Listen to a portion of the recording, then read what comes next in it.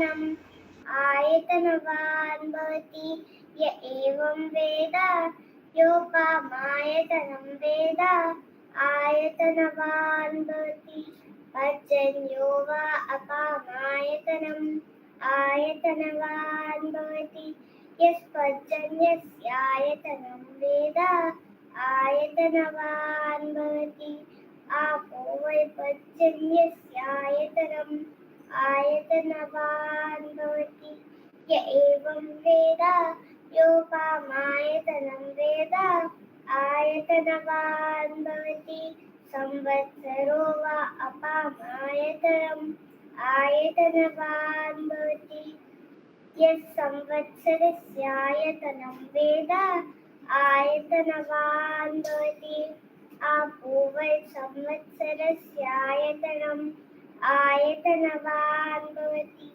य एवं वेद यो ओत्सुनावं प्रतिष्ठितां वेद प्रत्येव तिष्ठति।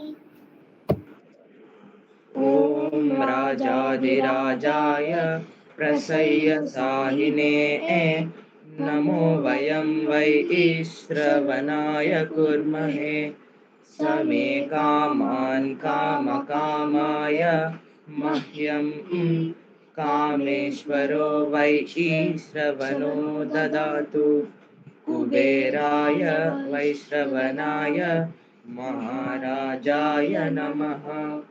ॐ शान्ति शान्ति शान्तिः।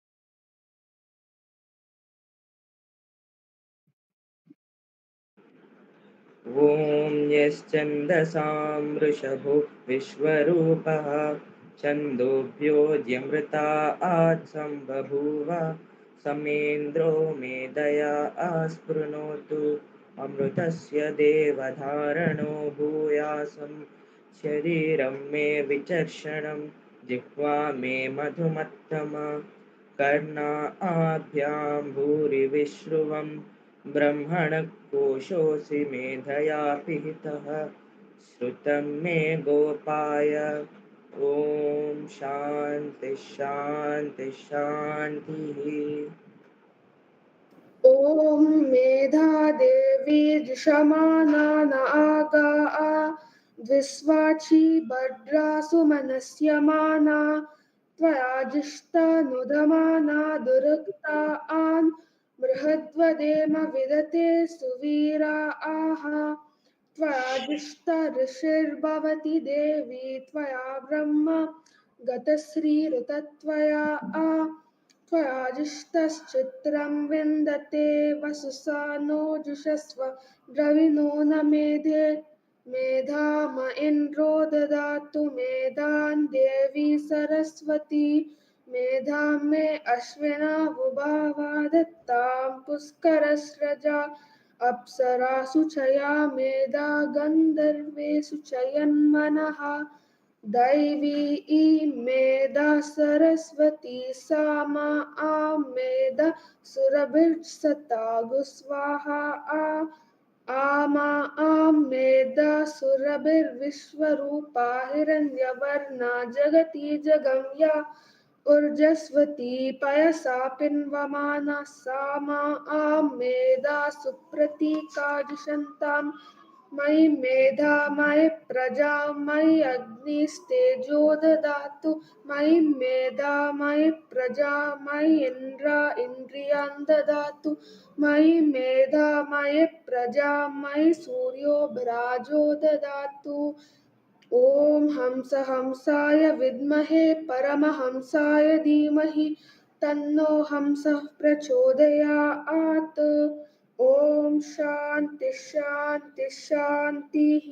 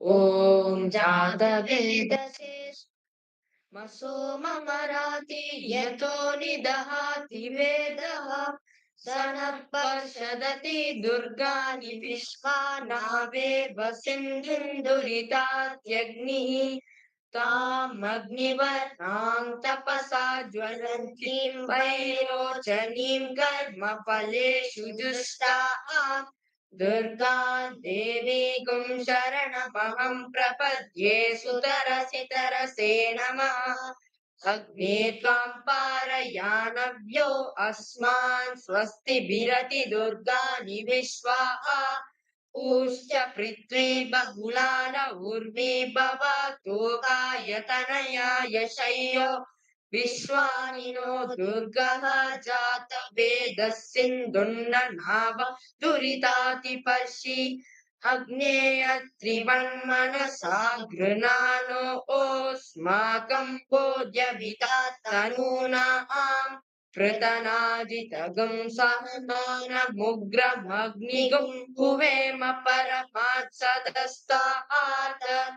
स नः पर्षदति दुर्गाणि विश्वाक्षामद्देवो अतिदुरितात्यग्निः प्रत्नोऽसि कमीजो अध्वरेषु सना च ओदानव्यस्य सत्सि स्वाञ्चा आग्ने तनुवं विप्रय स्वास्मभ्यं च सौभगमायजस्व गोभिर्जुष्टमयुजो निषिक्तं तवेन्द्र विष्णोरनुसञ्चरेम नागस्य पृष्ठमभि संवसानो वैष्णवीं लोक इहमादयन्ताम् ॐ कात्यायनाय विद्महे कुमारि धीमहि तन्नो दुर्गी प्रचोदयात् ॐ शान्ति शान्ति शान्तिः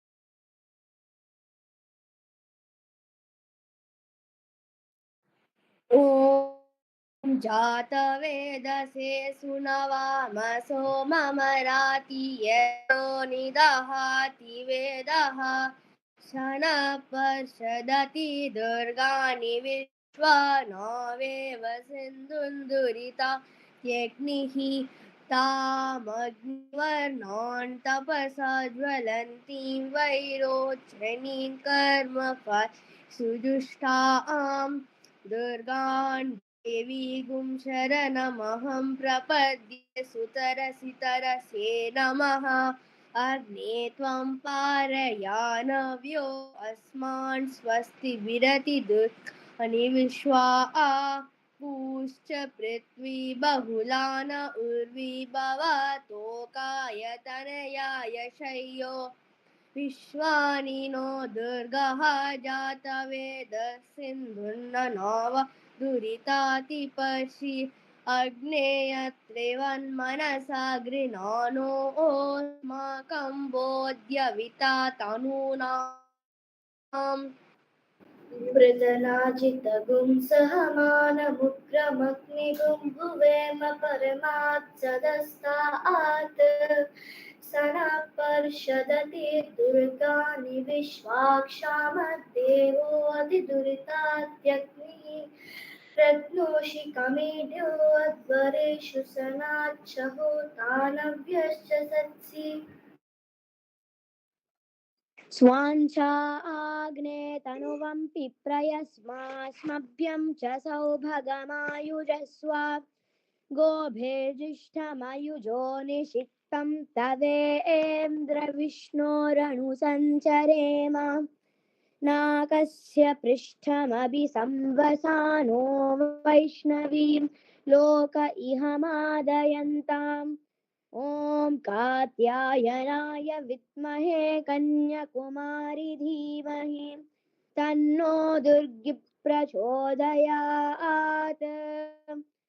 ॐ शान्ति शान्ति शान्तिः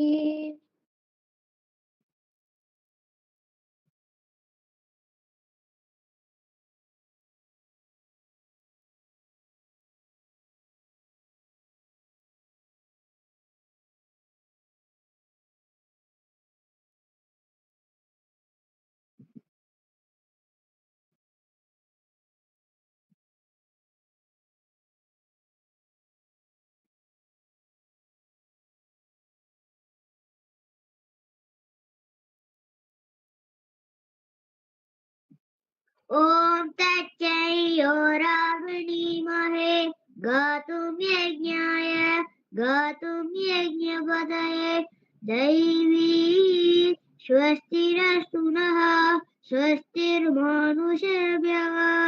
ऊतं जिगातु भेषजम् शन्नो अस्तु द्विपते सञ्चतुष्पते ॐ शान्ति शान्ति शान्तिः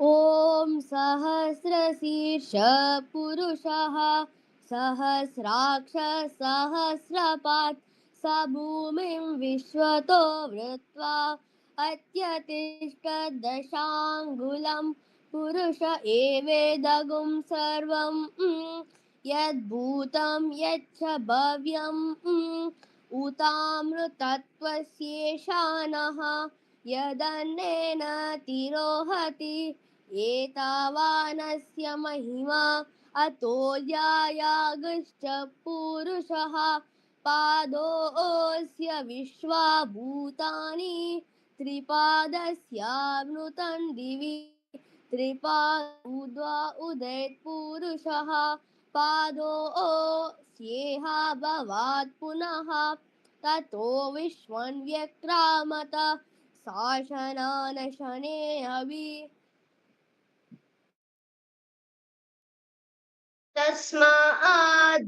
तस्माद्विराडजायत विराजो अधिपुरुषः स जातो अत्यरिच्यत पश्चात् मिमतो पुरः यत्पुरुषेण हविषा देवा यज्ञमतन्वत वसन्तो अस्यासीदाज्यम् ग्रीष्म इद्मः शरद्दविः सप्तास्यासन् परिदयः त्रिसप्तः समिदः कृता देवा यज्ञं तन्वाना अभग्नन् पुरुषं पशुं तैयज्ञं बर्हिषि प्रौक्षन्न पुरुषं जातमग्रतः तेन देवा अयजन्ता साध्या ऋषयश्चये तस्मायज्ञात्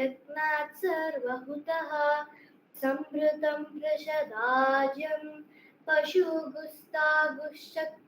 वायव्यानान् आरण्यान् ग्राम्याश्चये तस्माद्यज्ञात् सर्वहुतः ऋचः सामनिजग्निरे छन्दागुंसि जग्निरे तस्मात् यजुस्तस्मादजायत तस्मादस्वा अजायन्त ये केचोभयादतः गावो हजग्निरे तस्मात् जाता अजावयः यत्पुरुषं व्यददुः कथिता व्यकल्पयन् मुखं किमस्य कौ बाहु कावूरुपादा उच्येते ब्राह्मणोऽस्य मुखमासीत् बाहुराजन्य कुतः ऊरु तदस्य यद्वैश्यः पर्यागुं शूद्रो अजायतः चन्द्रमा मनसो जातः चक्षो सूर्यो अजायत मुखादिन्द्रश्चाग्निश्च प्राणाद्वायुरजायत नाभ्यासीदन्तरिक्षं शीर्ष्णोऽजो समवर्तत पद्भ्यां भूमिर्दिशा स्तोत्रात् ततः लोकगुम् अकल्पयन् वेदाहमेतं पुरुषं महान्तम् आदित्यवर्णं तमसस्तु पारे सर्वाणि रूपाणि विचित्य धीरः नामानि कृत्वा विवदन् यदास्ते दाता पुरस्ताद्यमुदा जहारा शक्रप्रविद्वान् प्रदिशश्च तस्रा तमेवं विद्वानमृतम् इह भवति नान्यः पन्थायनाय विद्यते यज्ञेन यज्ञमयजन्त देवा तानि धर्माणि प्रथमान्यासन् ते हनाकं महिमानः सचन्ते यत्र पूर्वे साध्या सन्ति देवा आभ्यस्सम्भूतपृथिव्यैरसा च विश्वकर्मणः समवर्ततादि तस्याद्वष्टाविवदद्रूपमेति तत्पुरुषस्य विश्वमाजनमग्रे वेदाहमेतं पुरुषं महान्तम् आदित्यवर्णं तमसः परस्तात् त्वमेवं विद्वानमृत इह भवति नान्यः पन्था विद्यते यनाय। प्रजापतिश्चरति गर्भे अन्तः अजायमानो बहुधा विजायते तस्य धीरः परिजानन्ति योनिम् मरीचीनं पदमिच्छन्ति वेदसः यो देवेभ्य आतपति यो देवानां पुरोहिता पूर्वो यो देवेभ्यो जातः नमो रुचाय ब्राह्मये रुच ब्राह्मं जनयन्तः देवा अग्रे तदब्रुवन् यस्त्वैवं ब्राह्मणो विद्यात् तस्य देव असन्वसे ह्रीश्चते लक्ष्मी च पत्न्यौ अहोरात्रे पार्श्वे नक्षत्राणि रूपम् अश्विनौ व्यातम् इष्टं मनीषाना अमुं मनीषाना सर्वं मनीषाना। ॐ तच्चयोरावृणीमहे गातुं यज्ञपतये दैवी स्वस्तिरस्तु नः स्वस्तिर्मानुषेभ्यः ऊतं जिगातु वेशयं शन्नो अस्तु जिपते चतुष्पते ॐ शान्ति शान्ति शान्तिः।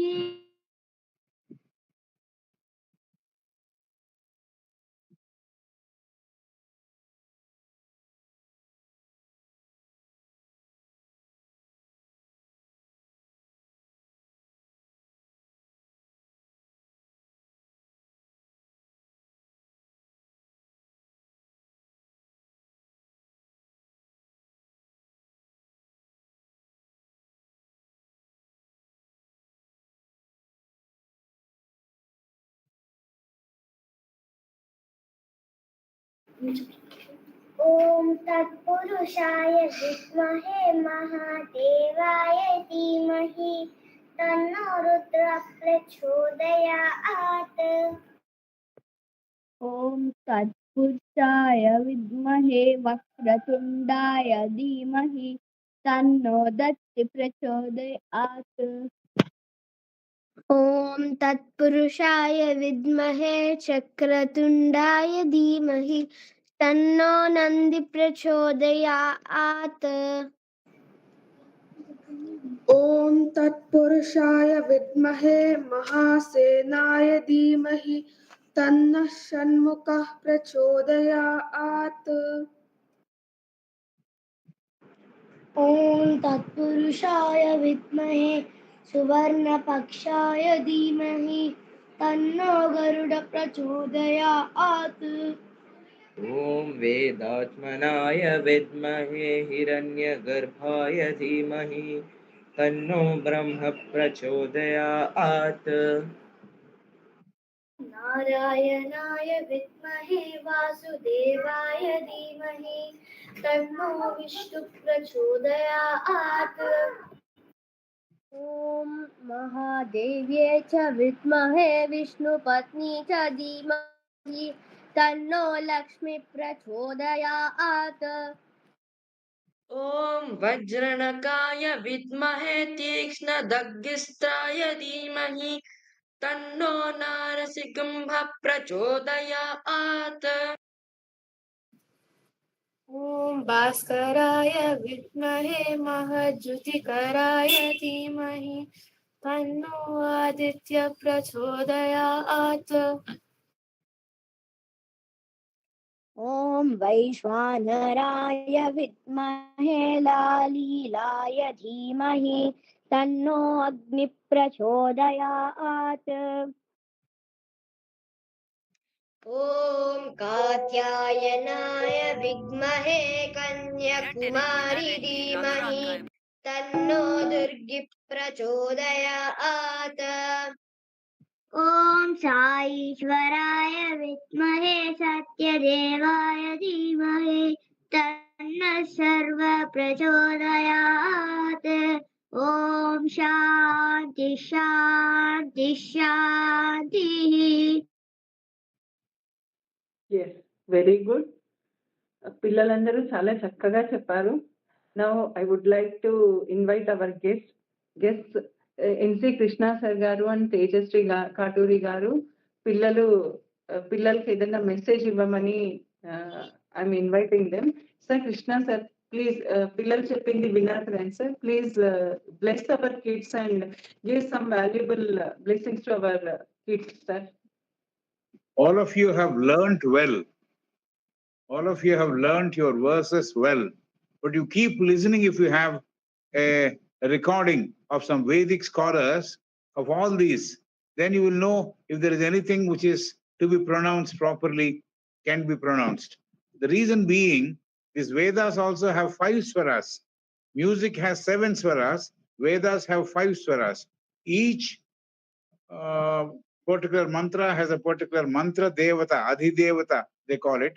And so we have to pronounce the words properly, pronounce the, if you understand the meaning and pronounce, of course, the effect is more. Otherwise, you should be able to pronounce the words very clearly.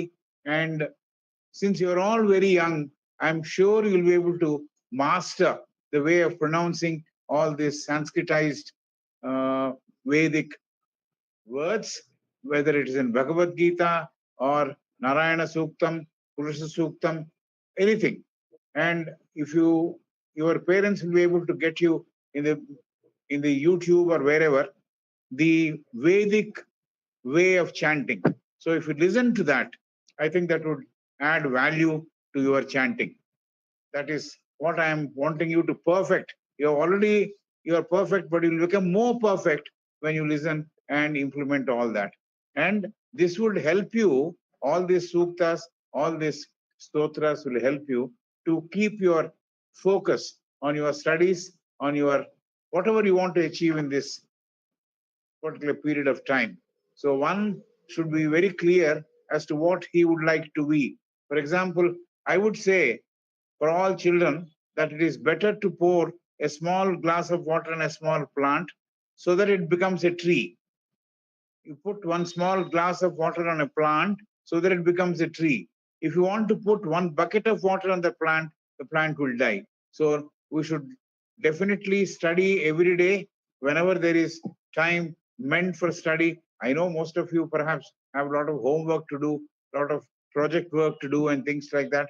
But then doing something extra other than what you study in school, this is what you are learning from Sandeepani, and perfect this and be thorough students of Vedic culture. And Veda, with, the word with means to know. With means to know.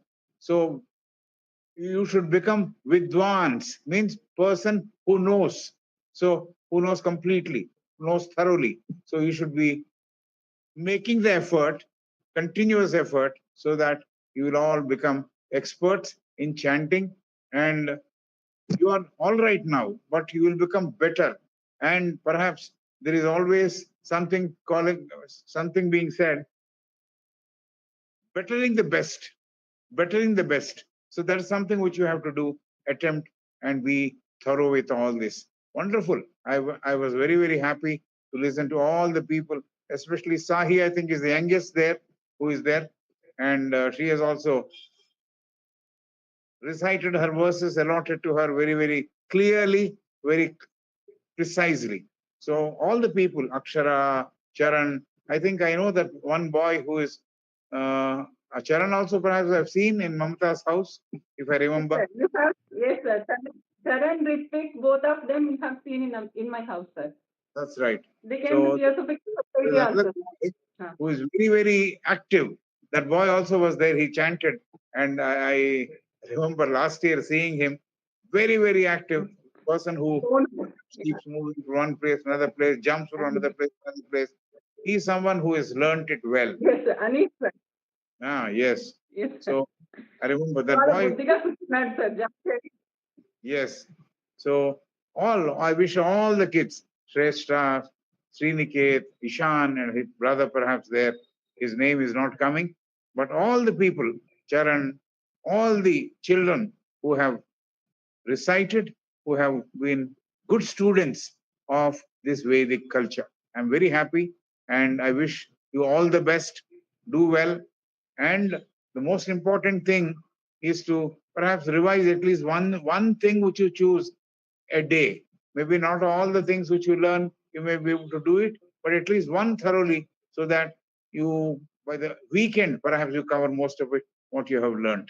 So all the best and do well and keep doing well. Keep learning well. The learning is a continuous process. Knowing is a continuous process. Do well and be very, very good students, whether it is in school or it is in learning of all this Vedic culture. I am this boy who is on the right side.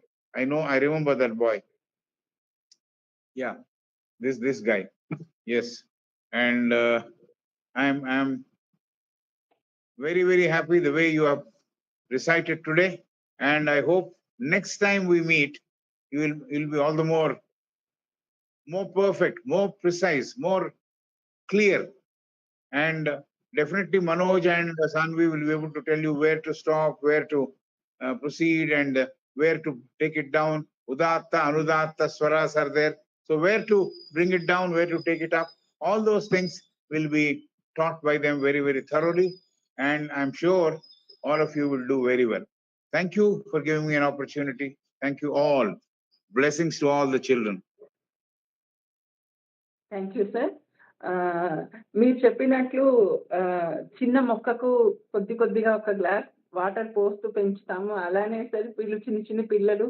So వీళ్ళకి start చేసింది చాలా కొద్దిగా start చేస్తున్నాం sir. కొంచెం పెద్ద పిల్లలు they are able to పలకడం, స్వరాలు పలకడం వాళ్ళు చాలా చక్కగా పలికారు. కొంచెం చిన్న పిల్లలతో కొంచెం ఇదైంది. అమ్మాయి సాహి అనే అమ్మాయి ఆద్య sir. I'm not finding fault with them. They should do much better than what perhaps they are today. They will definitely do it. They'll do much better than. That's what I want. I wish.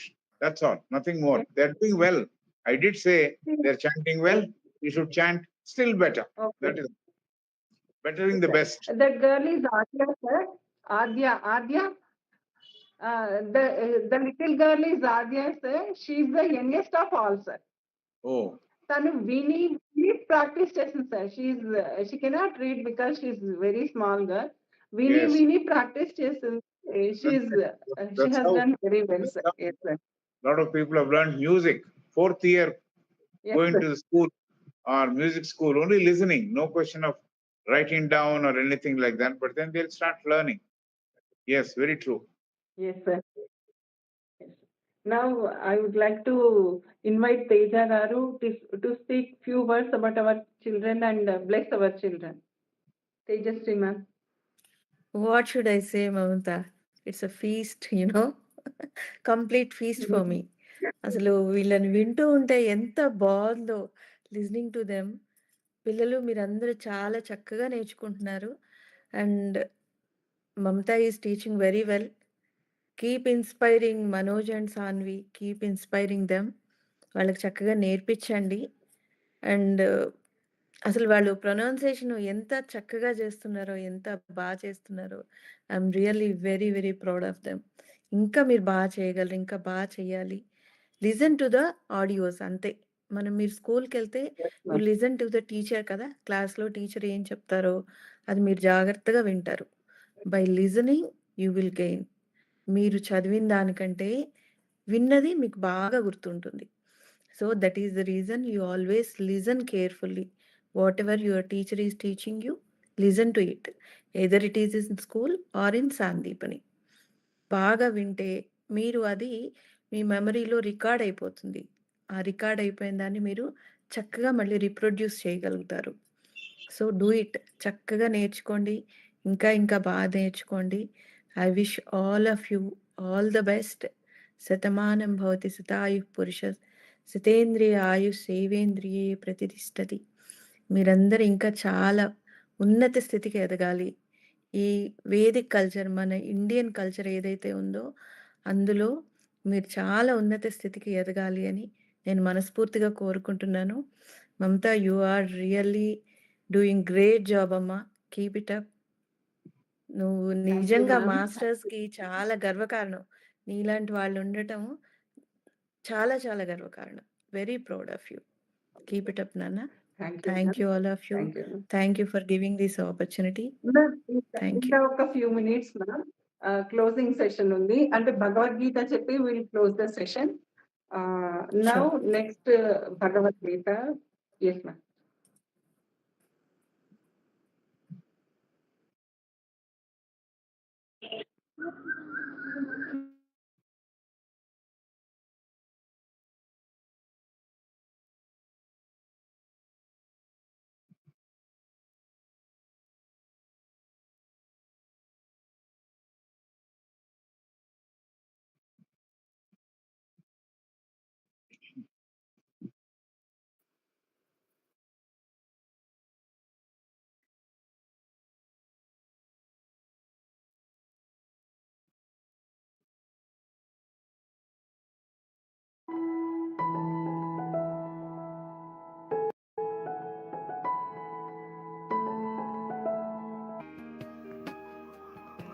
Sandipani Gurukul, a wisdom of new age, a vision of Master R.K.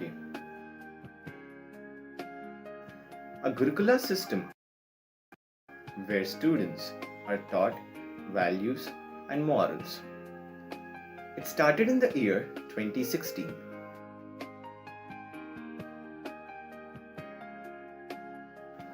The students are taught Bhagavad Gita shlokas and Vedic hymns.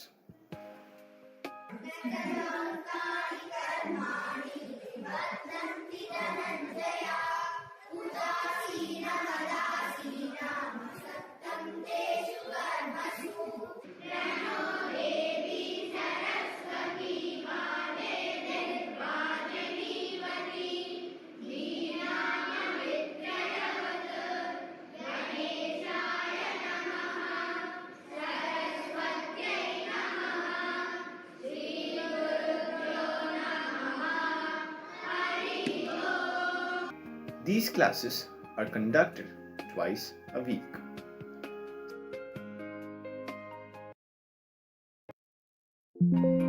Students inculcate moral and divine character within them.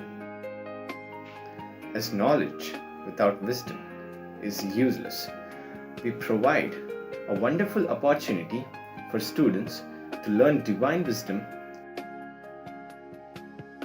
On Fridays, Lalita Sahasranama and Bhagavad Gita classes are conducted for women. Yajnas are being performed on full moon days.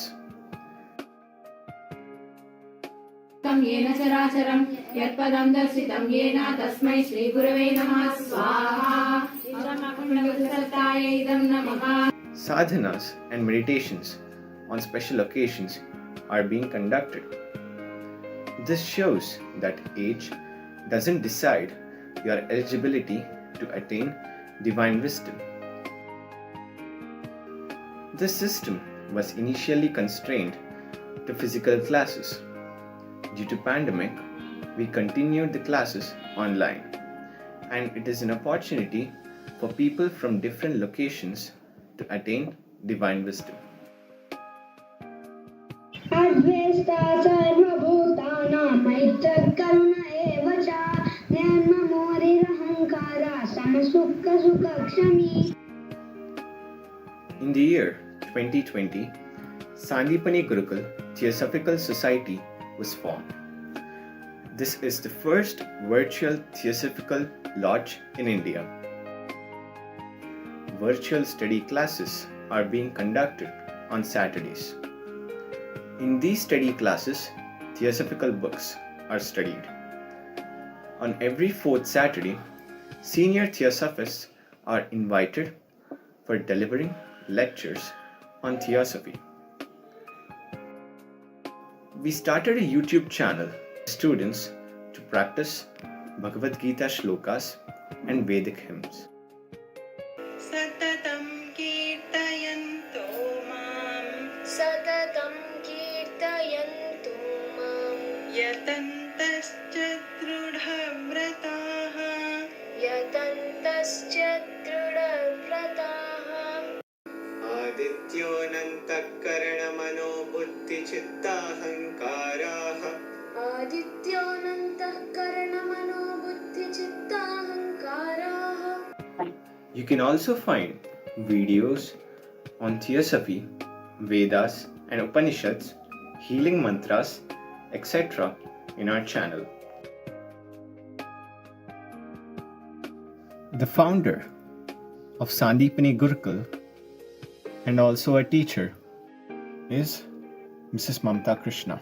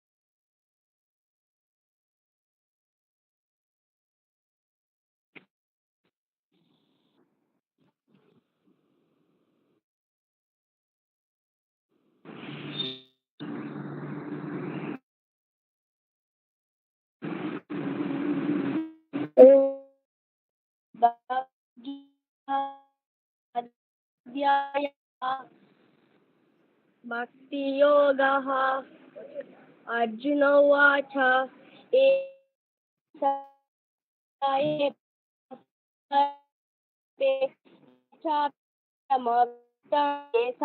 योगवित्तं श्रीभगवानुवाच मय्यावेशमनो ये मां नित्ययुक्ता उपासते श्रद्धया परयोपेता ते मे युक्ततमा मता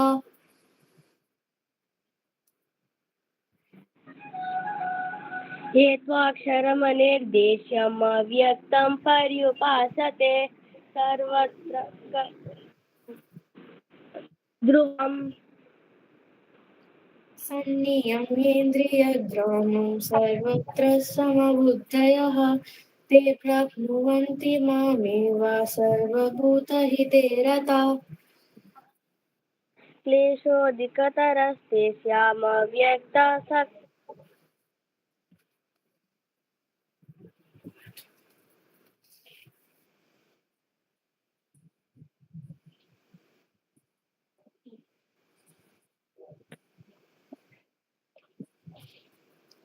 उसके अलावा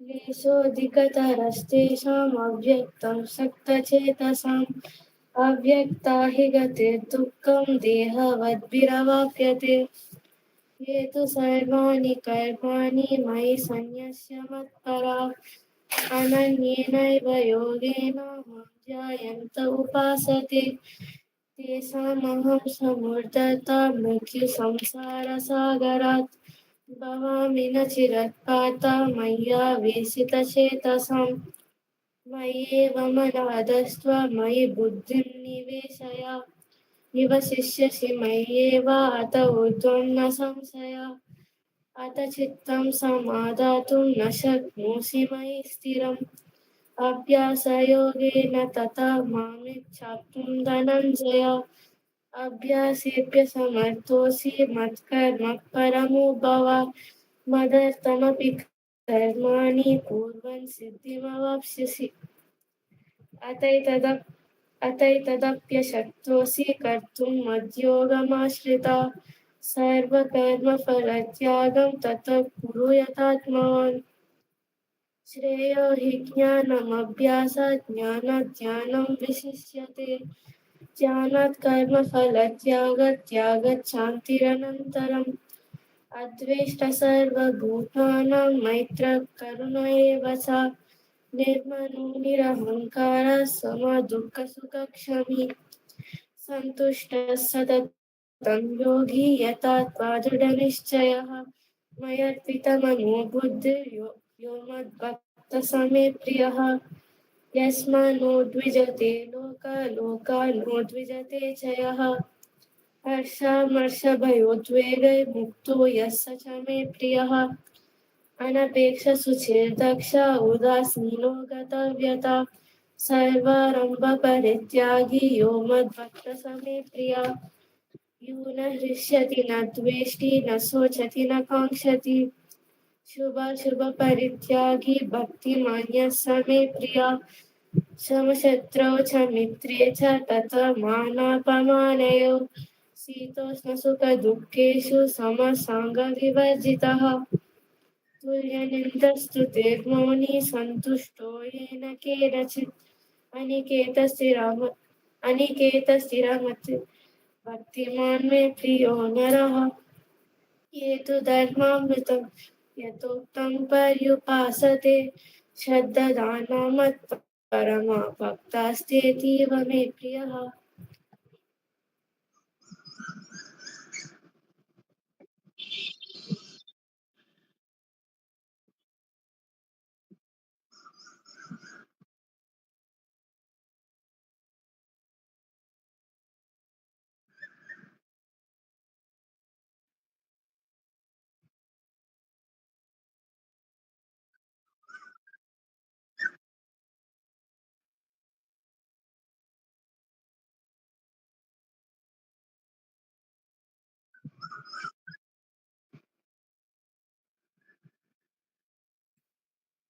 ॐ यदक्षरपदभ्रष्टं मात्राहीनं तु यद्भवेत् तत्सर्वं क्षम्यतां देव नारायण नमोऽस्तु ते विसर्गबिन्दुमात्राणि पदपादाक्षराणि च न्यूनानि चातिरिक्तानि क्षमस्व सा ईश्वर अपराधसहस्राणि क्रियन्ते हर्निशं मया दासोऽयमिति मां मत्वा क्षमस्व सा ईश्वर अन्यथा शरणं नास्ति त्वमेव शरणं मम तस्मात् कारुण्यभावेन रक्ष रक्ष सा ईश्वर हरिः ओम् तत्सत् श्री साईश्वरार्पणमस्तु ॐ शान्ति शान्ति शान्तिः ॐ भूर्भुवः स्वः तत्सवितुर्वरेण्यं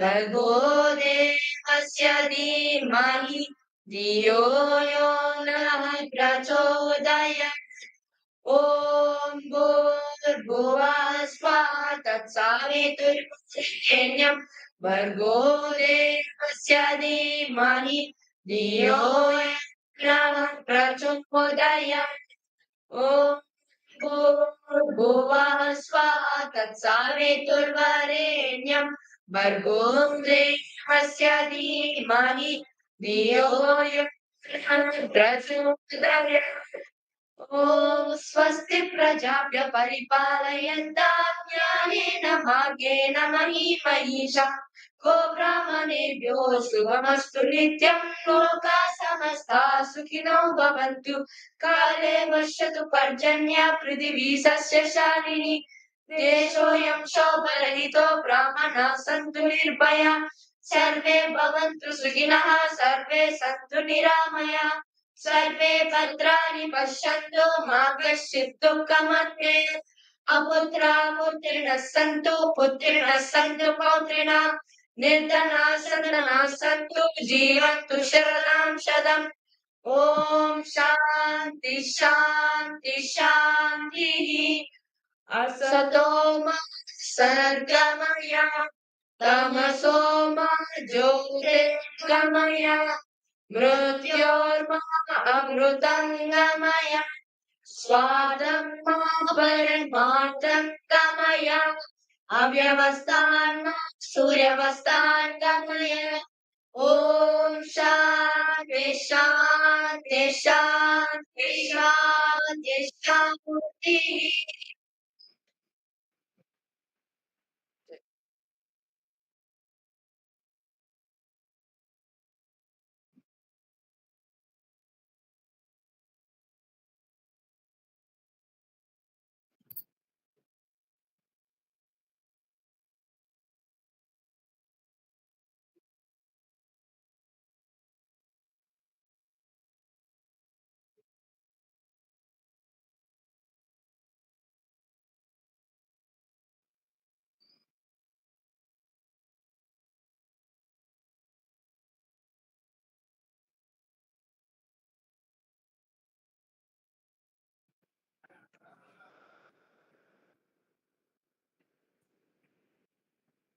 Yes. Mamta, before you conclude, I wanted to say it is very difficult to teach kids, and you are Yes. doing great work. Keep it up. Thank you ma'am. వీళ్ళని ఇలా కోఆర్డినేట్ చేయడానికి కూడా పాపం వారు కూడా చాలా కష్టపడ్డారు. ఒకరి తర్వాత ఒకరు నెక్స్ట్ స్విచ్ అవ్వడానికి ఇవన్నీ మోస్ట్లీ మనోజ్ అండ్ సాన్వి ఉన్నారు కాబట్టి ఇది పాసిబుల్ అయింది. ఫ్రాంక్లీ స్పీకింగ్ నేను ఒక్కదాన్ని అయితే చేయలేను. ఆఫ్లైన్ ఎంతవరకు అయినా నేను చేయగలను కానీ ఆన్లైన్ నా వల్ల కాదు. బికాస్ వీళ్ళిద్దరు నాకు అయింది. Thank you ma'am. Krishna sir thank you. And పిల్లలు కూడా చాలా ఎఫర్ట్ పెట్టారు. బేసికల్లీ ఈ సమ్మర్ ఇంటెన్సివ్ కోర్స్ పెట్టడానికి ఏంటంటే సమ్మర్ రాగానే పేరెంట్స్ డిఫరెంట్ యాక్టివిటీస్ కి జాయిన్ చేసేస్తారు పిల్లల్ని. ఒక్కొక్క కిడ్ ను ఒక 5-6 యాక్టివిటీస్ లో జాయిన్ చేస్తారు. ఫ్రాంక్లీ స్పీకింగ్ సమ్మర్ ప్రోగ్రామ్ ల కంటే వాళ్ళకు స్కూల్ బెటర్ అనిపిస్తుంది నాకు. అన్ని యాక్టివిటీస్ లో జాయిన్ చేసేస్తారు పిల్లల్ని జనరల్ గా. సో ఐ థాట్ అన్నమాట ఈ సమ్మర్ లో ఈ 1 month ను ఎందుకు మనం యూటిలైజ్ చేసుకోలేము. వెనక్కు వెళ్ళి మన సనాతన ధర్మము, మన జ్ఞానము, మన విజ్డమ్, మన భగవద్గీత, మన వేదాలు ఇవన్నీ పిల్లలకు ఇప్పుడు ఇంట్రడ్యూస్ చేస్తే ఈ బీజాలు మహావృక్షాలు అవుతాయి ఫ్యూచర్ లో. తప్పకుండా ఒక్కరికి నేర్పిస్తే వాళ్ళు ఎంతమందికి నేర్పిస్తారో వి డోంట్ నో. అలా విస్తరిస్తూ ఒక దీపం 10 దీపాలను వెలిగించినట్టు వీళ్ళు కూడా ఫ్యూచర్ లో ఎక్కడికో వెళ్ళిపోతారు, ఖచ్చితంగా వెళ్ళిపోతారు. సో ఆ ఉద్దేశంతో ఈ సమ్మర్ క్యాంప్ పెట్టడం జరిగింది. అండ్ పిల్లలు కూడా చాలా ఇంట్రెస్ట్ జాయిన్ అయ్యారు. ఫస్ట్ పేరెంట్స్ వాళ్ళ ఇంట్రెస్ట్ చూపబట్టి జాయిన్ చేయబట్టి వీళ్ళు వచ్చారు. So I thank all the parents and the kids also. ఇంత ఎఫర్ట్, చాలా కష్టం ఎఫర్ట్ పెట్టడం. వేదం నేర్చుకోవడం చాలా కష్టం అసలు. శ్లోకాస్ చెప్పేయచ్చు బట్ వేదానికి చాలా ఎఫర్ట్ పెట్టారు. So I thank all the parents and kids. Ma'am Tejasvi ma'am, thank you. Sir Krishna sir, thank you sir. Thank you very much sir. Tremendous work, very good work you are doing and your children are doing. And I congratulate all the children who have recited today. I only said that you should better it because then you Yes, know sir. the real value of what exactly the Vedic Yes, sir. chant means Sure. and how it reverberates in your heart. Even when you are not chanting, it reverberates in your heart. That's exactly Yes, sir. what I was trying to hint. Nothing more than that. You are perfect already.